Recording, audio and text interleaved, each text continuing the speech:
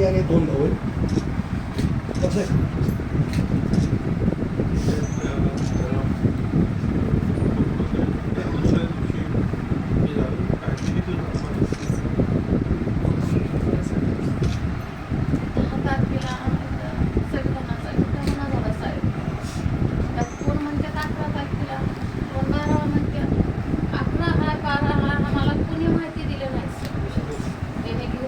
Police स्टेशनमध्ये अटक केली.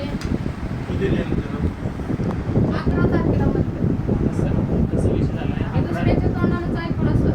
11 तारखेला त्याला घेऊन गेले आणि पोलिसांच्या रेकॉर्डला लावले 12 तारखेला.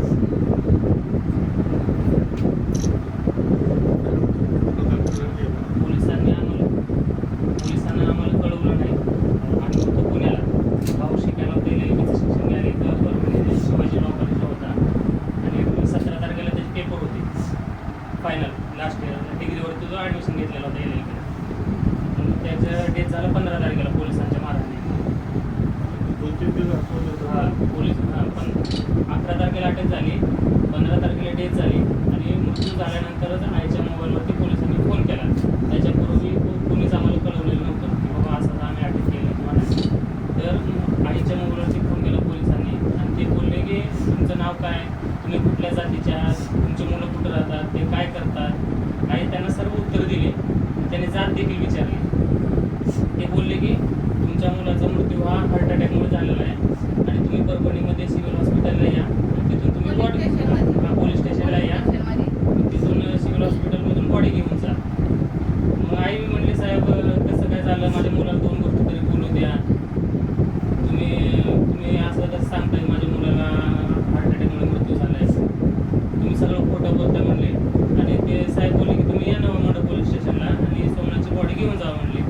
आम्ही तिथून चाकणवरून निघालो. आम्ही राहिले चाकणला असतो, आमचं गाव हे नाही परभणी. आम्ही इथं सध्या किरायाने राहतो. आमचं मूळ गाव लातूर जिल्ह्यामध्ये आहे, रामलिंग मुदगड, हरिश्चंद्र बिराजदार यांचं गाव आहे. तर आम्हाला बोलले की तुम्ही लगेच निघा चाकणवरून आणि येऊन बॉडी घेऊन जा. आम्ही चाकणवरून निघालो आणि परभणीच्या जवळ आल्यानंतर आम्हाला काही लोकांनी असं सांगितलं की त्याची बॉडी औरंगाबादला घेऊन गेलेली आहे आणि काही लोकांचा असंही फोन येत होता की तुम्ही पोलीस स्टेशनला या पहिलं. आम्ही कन्फ्यूज झालो होतो पूर्णपणे. परभणीच्या बाहेरच थांबलं, आमच्या कुटुंबातले लोक वगैरे यायचे का. मग तिथं काही पोलीस आले आणि त्या पोलिसांनी आम्हाला आईजी साहेबाकडे घेऊन गेले. तुम्ही आता औरंगाबादला जायचं ठरवलं तर तुम्ही एकदा आईजी साहेबाला भेटा म्हणले. मग ठीक आहे म्हणलं, आता एवढं मोठ्या साहेबाला भेटणं आपलं पण काम आहे म्हणलं. आईजी साहेबाला भेटलं आम्ही. जवळपास 11 साडे 11 वाजले होते आईजी साहेबाला भेटणं सावली रेस्टॉरंटला.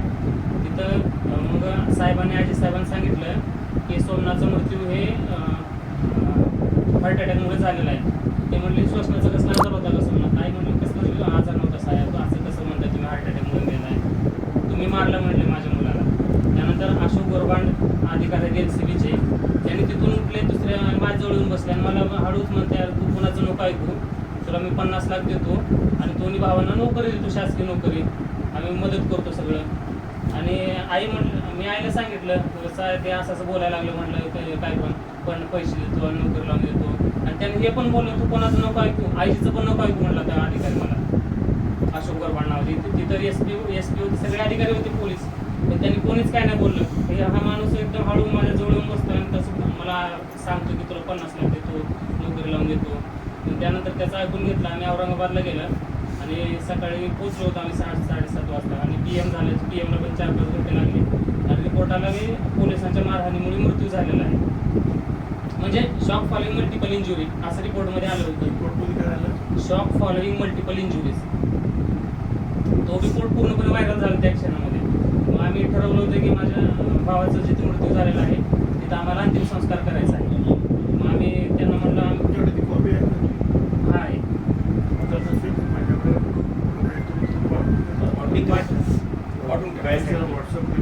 जो प्रायमरी रिपोर्ट होता ना आम्हाला दिलेला, जो प्रायमरी रिपोर्ट होता ना तोच दिलेला आहे. नंतरचा अहवाल आम्हाला भेटलेला नाही अजून, पण आम्ही मागणी केली होती.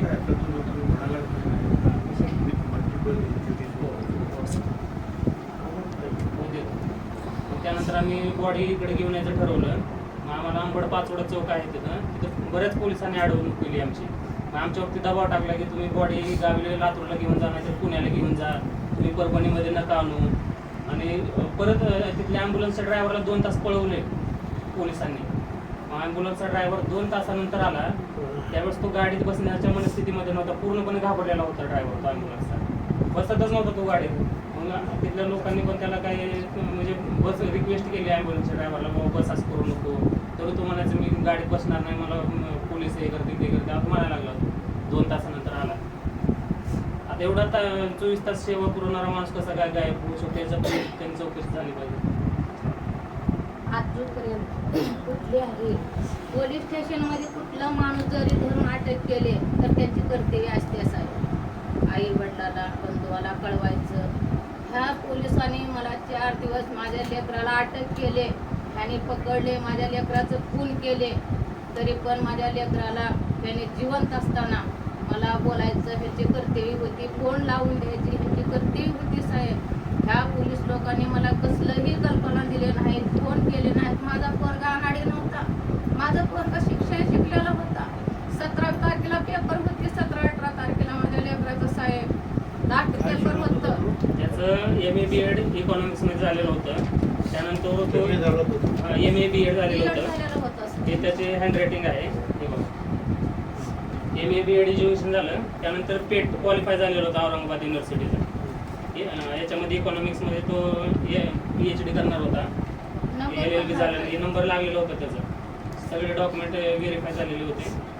आणि मग कॉपी आहे का?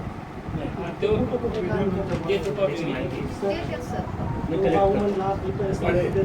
साहेबाच्या मला वाटतं मागच्या बुधवारी काय काहीतरी मी विधानसभेमध्ये त्याच्या संदर्भात ऐकलं.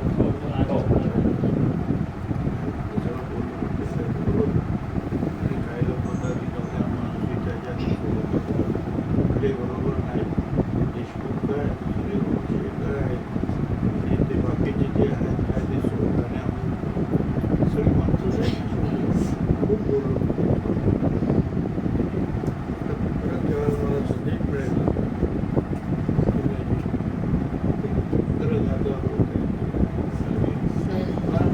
आणि स्वतः मी जे आहे ते 2-3 वेळा आर्थिक मदत आलेली यांनी नाकारली. बरं, यांचं म्हणणं फक्त कारवाई करा. आमचं म्हणणं एकच आहे अशी अपेक्षा नाही. की जे काय पोलीस सर्व नाही, जे काय पोलीस गुन्हेगार आहेत त्यांच्यावरती गुन्हे नोंदवा.